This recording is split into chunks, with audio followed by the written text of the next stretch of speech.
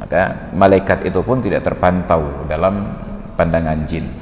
Ilmu tanyo benar, amai tanyo benar, kure tanyo benar, ngak selamat dunia akhirat. Allah Ta'ala buktikan keberadaan dirinya justru dengan melawan hukum fisika. Karena bila berdasarkan hukum fisika, manusia akan berkeyakinan bahwa alam semesta ini terjadi dengan sendirinya, secara natural ataupun secara tabiat, dan itu mustahil. Kemudian kepercayaan kepada malaikat juga tidak bisa dibuktikan secara empiris dengan ilmu pengetahuan alam.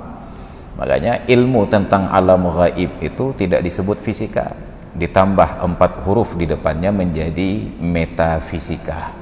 Alam gaib, klinik kalau dalam bahasa Indonesianya.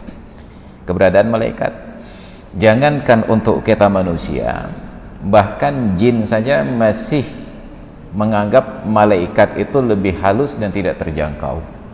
Karena jin itu pun sesuai dengan syariat yang Allah turunkan bersama dengan Nabi Muhammad sallallahu alaihi wasallam, ila thaqalainil jinni wal insi. Nabi Muhammad diturunkan, diutus kepada 2 makhluk, manusia dan jin.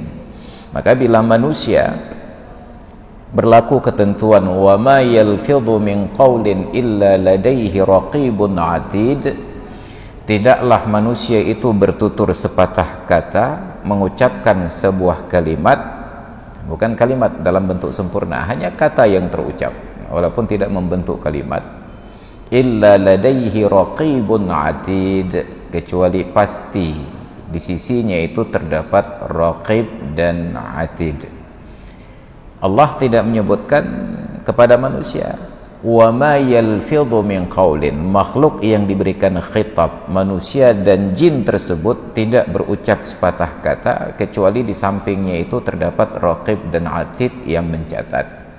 Maka kalau manusia ucapannya dicatat, perbuatannya dicatat, jin juga dicatat.